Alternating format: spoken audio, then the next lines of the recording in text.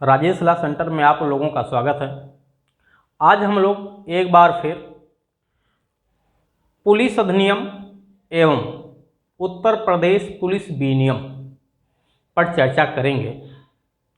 खास तौर से ये यूपी एपीओ प्रारंभिक परीक्षा एवं मुख्य परीक्षा, साथ ही साथ साक्षात्कार के उद्देश्य से काफ़ी महत्वपूर्ण होगा। जिस टॉपिक पे मैं आज चर्चा करूंगा बिल्कुल वो टॉपिक अनोखा होगा अपने आप में। जैसा कि एक जनरल वीडियो मैंने पुलिस एक्ट पे पहले भी बनाया था, अभी इसके डिफिनीशन क्लास पे भी वीडियो बनाए जाएंगे। जैसे जैसे एग्जाम करीब आएगा और भी बहुत सारे वीडियो आपको उपलब्ध कराए जाएंगे, लेकिन आज जो वीडियो बनाया जाएगा वो तुलनात्मक रूप से पूरे सेक्शन और रेगुलेशन में से निकाल करके साथ ही साथ सीआरपीसी को जोड़ते हुए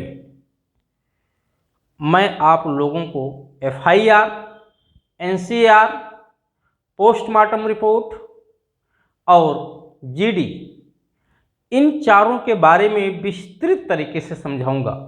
सीआरपीसी में क्या प्रोविज़न है, पुलिस रेगुलेशन में क्या प्रोविज़न है और पुलिस एक्ट में क्या प्रोविज़न है। लेकिन सबसे पहले आप लोग, जैसा कि यहाँ मैंने बनाया है, पीसीएसजे, एपीओ, एचजेएस, चाहे यूपी का हो या किसी भी अदर स्टेट का हो, तैयारी के लिए आप इस नंबर पर संपर्क कर सकते हैं।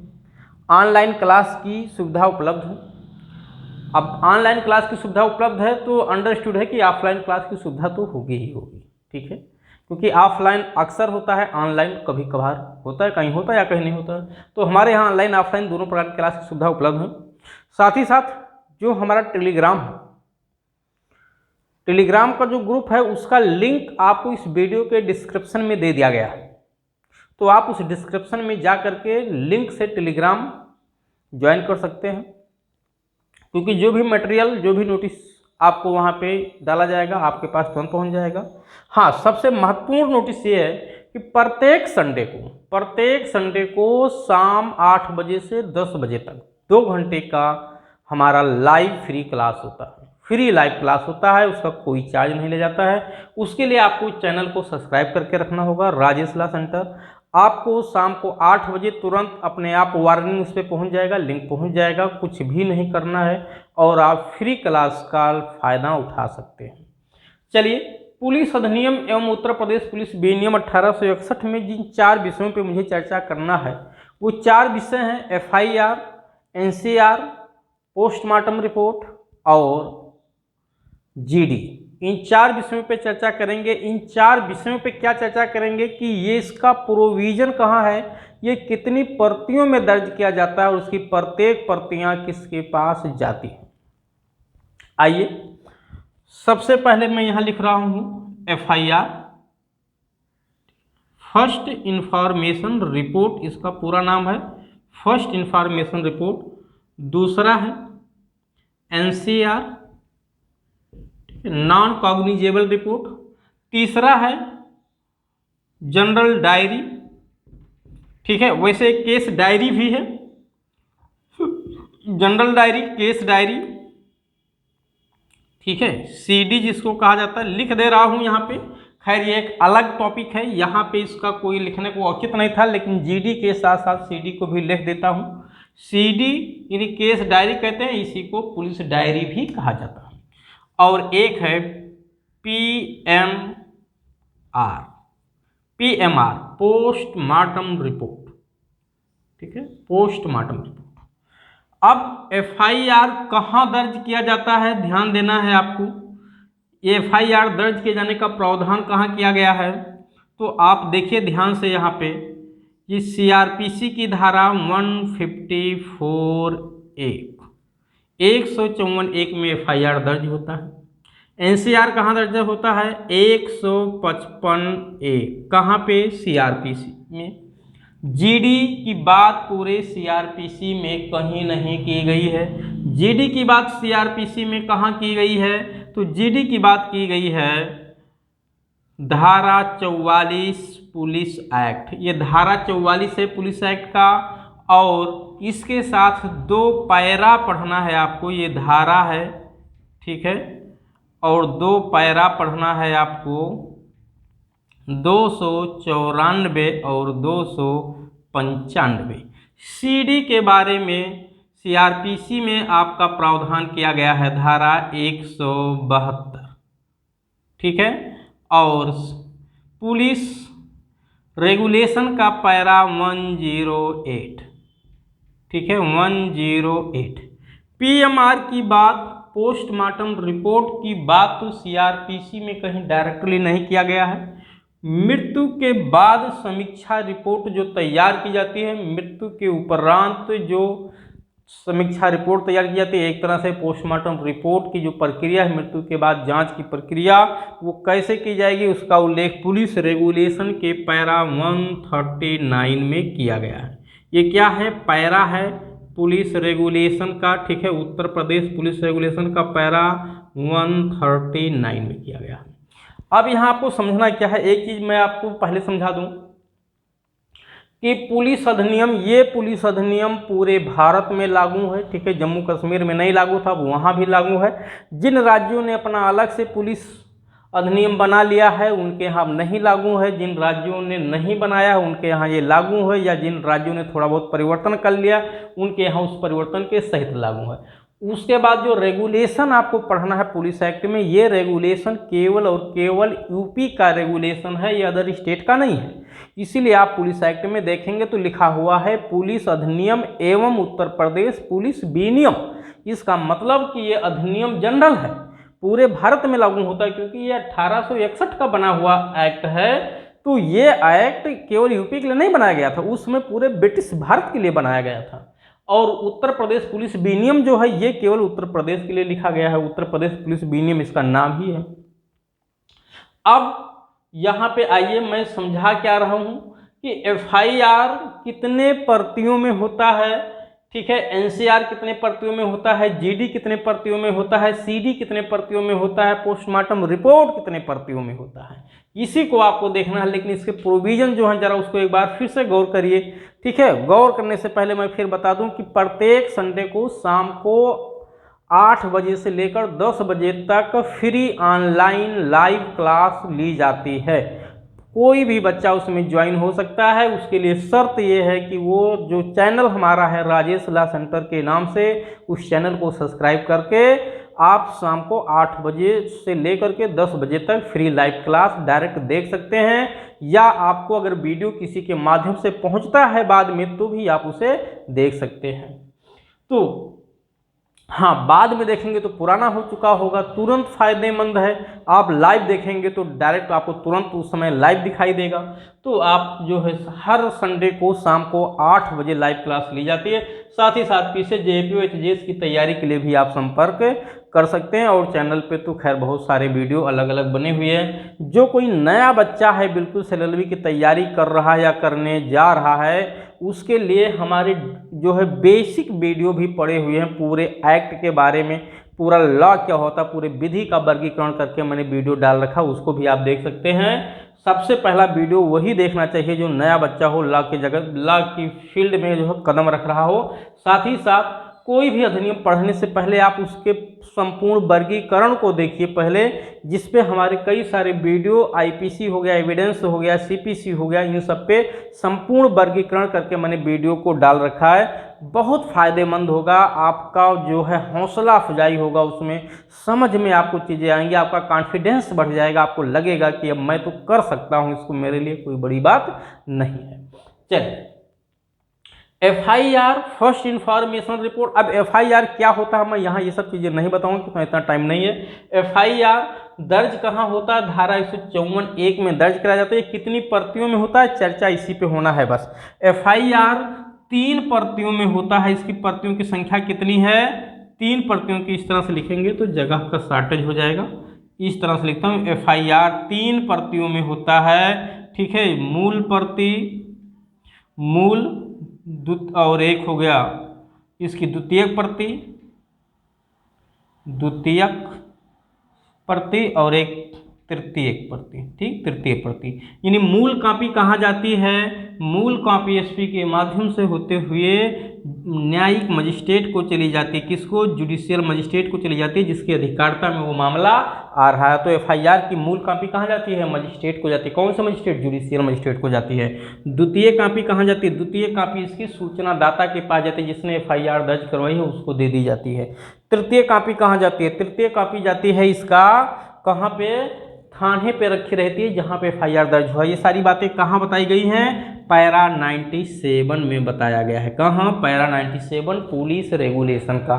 तो पैरा 97 में एफआईआर का प्रारूप संख्या 341 में दर्ज होता है। प्रारूप संख्या क्या? 341। और कितनी प्रतियों में दर्ज होता है? 3 प्रतियों में दर्ज होता है। मूल कहाँ जाता है? मजिस्ट्रेट के पास। द्वितीय कॉपी कहाँ जाता है? सूचनादाता के पास। तृतीय कॉपी कहाँ जाता है? थाने पे रखा जाता है। ये कहाँ बताया गया? पैरा 97 में। अब चलिए एनसीआर में। एनसीआर कहाँ दर्ज होता है? सीआरपीसी में धारा 155(1) में दर्ज होता है एनसीआर। प्रारूप संख्या क्या है? 347 है। इसका प्रारूप संख्या क्या है? 347 है। उसके बाद पैरा 102, पैरा 102 में ये बताया गया है, 102 में पैरा है पुलिस रेगुलेशन का कि एनसीआर 2 प्रतियों में दर्ज होता है। कितने? 2 प्रतियों में दर्ज होता है। जो इसकी प्रथम प्रति होती है एनसीआर की, वो प्रथम प्रति दे दी जाती है सूचनादाता को, और जो द्वितीय प्रति है वो रहती है थाने पे। नहीं, ऐसा नहीं है। जो इसकी मूल प्रति होती है वो थाने पे रहती है, जो इसकी सेकेंडरी प्रति होती है वो सूचनादाता को दी जाती है। यानी जो एनसीआर दर्ज कराता है उसको सेकंड कॉपी दे दी जाती है। ठीक, फिर कहेंगे नहीं सर ऐसा नहीं, बिल्कुल ऐसा नहीं। ठीक है, ये गलत है। सही क्या है कि एनसीआर की मूल कॉपी सूचनादाता को दी जाती है, सेकंड कॉपी जीडी में लिखी रहती है। जीडी, हाँ जीडी ही हुआ, एनसीआर उसी में दर्ज होगा तो जीडी में लिखी रहेगी। ठीक, तो एनसीआर 2 प्रतियों में होता है। मूल प्रति सूचनादाता को चली जाती है, सेकंड प्रति कहाँ जाती है? सेकंड प्रति उसी जीडी में रखी रहती है, यानी थाने पे रखी रहती है। चलिए, ये आपने देख लिया। अब आ गया GD, general diary. General diary की बात कहाँ की गई है?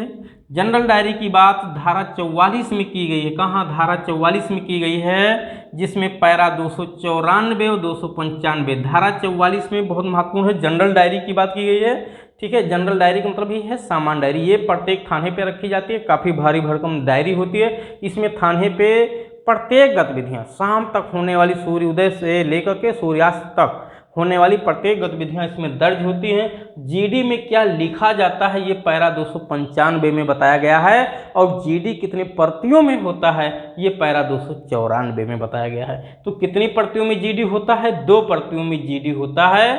कितनी प्रतियों में? 2 प्रतियों में जीडी होता है। इसकी जो मूल प्रति होती है जीडी की जो मूल प्रति होती है वो जाती है किसके पास? एसपी के पास जाती है। किसके पास जाती है? एसपी के पास जाती है जीडी की मूल प्रति, और एसपी के पास जाती है या डिप्टी एसपी के पास भी भेजा जा सकता है।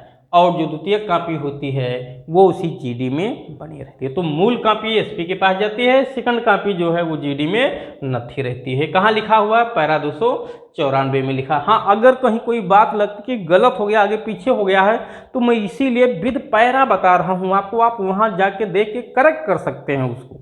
ठीक है, क्योंकि मैं भी एक इंसान ही हूँ, बोलने में कुछ गलतियाँ हो सकती कभी कभी। ठीक है, एकाएक दिमाग से कोई चीज़ मिस हो गया, तो अगर कहीं कोई बात गलती हुई तो इसमें मैं विद प्रोविजन बता रहा हूँ, आप वहाँ जा कर के उसे करेक्ट कर सकते हैं। मैं फिर बता दूँ कि हर संडे को 8 से 10 बजे मेरे चैनल पे, राजेश ला सेंटर चैनल पे फ्री लाइव क्लास, ठीक है, ली जाती है। आप वहाँ ज्वाइन करके फ्री लाइव क्लास का फ़ायदा उठा सकते हैं। कोई दिक्कत आती है आप इस नंबर पे संपर्क कर सकते हैं। कोई भी बच्चा ज्वाइन करके, ठीक है, क्लास का लाभ उठा सकता है। तो आपने जीडी देख लिया, यहाँ 2 प्रतियों में दर्ज होता है। उसके बाद सीडी के बारे में कोई प्रतियां नहीं बताई गई हैं। सीडी का उल्लेख सीआरपीसी की धारा 172 में है, पैरा 108 में है, ये आपको ध्यान रखना है। हाँ, कुछ चीज़ें यहाँ थोड़ा सा और दोनों में ध्यान रखिए। जैसे जो जीडी होता है, जीडी को मंगाने की पावर जिला मजिस्ट्रेट को होता है और उसी को निरीक्षण करने की भी पावर होती है। ये कहाँ लिखा हुआ है? पुलिस एक्ट की धारा 44 में लिखा हुआ है, ठीक। और जो सीडी होता है, सीडी को मंगाने की पावर न्यायालय को होती है और वो उसको देख सकता है, अपनी सहायता के लिए यूज कर सकता है, लेकिन साक्ष्य के तौर पे यूज नहीं कर सकता, ध्यान रखिएगा।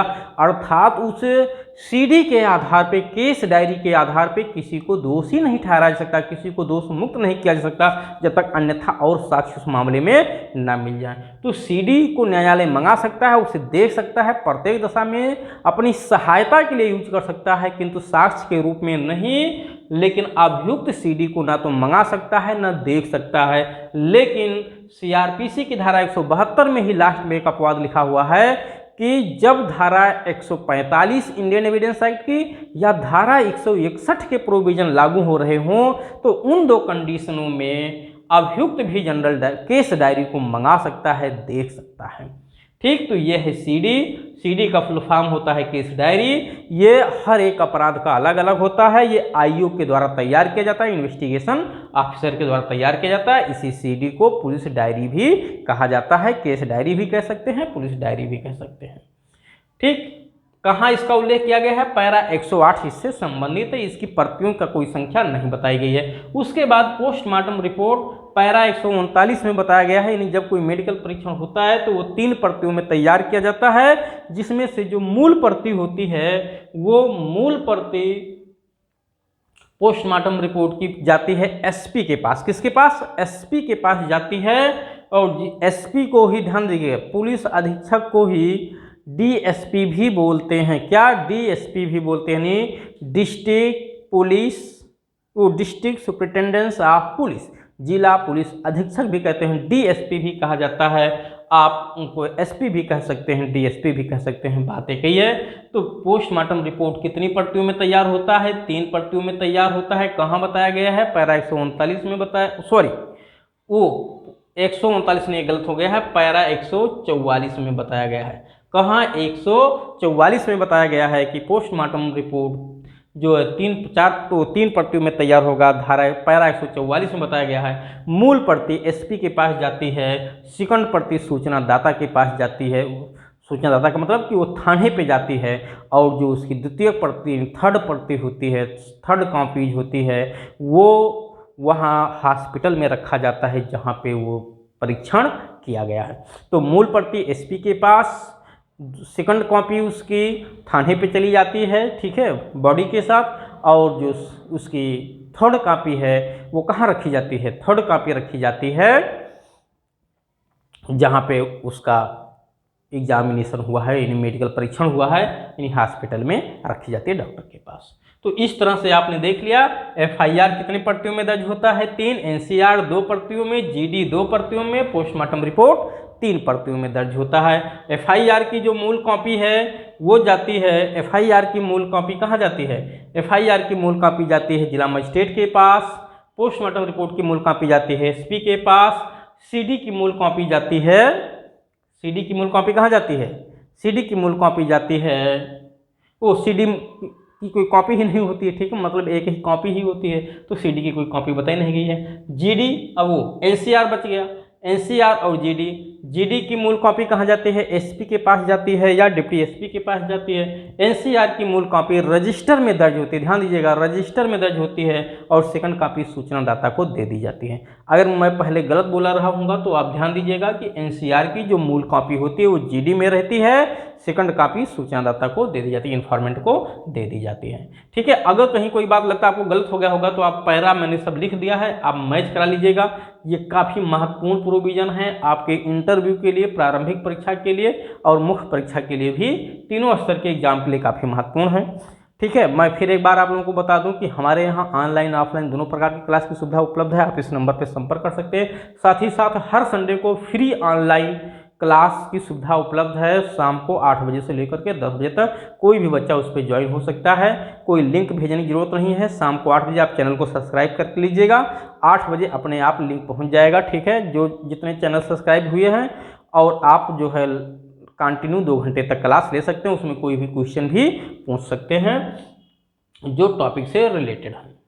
तो इस तरह से मैंने कोशिश किया आप लोगों को FIR, NCR, GD और पोस्टमार्टम रिपोर्ट की प्रतियों को समझाने की, और कितनी प्रतियों में बनाई जाती हैं, कहाँ किसके पास भेजी जाती हैं, मूल किसके पास जाती है, इन सबको एक साथ जोड़ करके आपको समझा दिया हूँ। फिर अब मैं अगला वीडियो इस पर कोशिश करूँगा कि पूरे डिफिनीशन क्लास को लेकर के आऊँगा, और धीरे धीरे करके पुलिस साइट पे बहुत सारे वीडियो आपको उपलब्ध होंगे।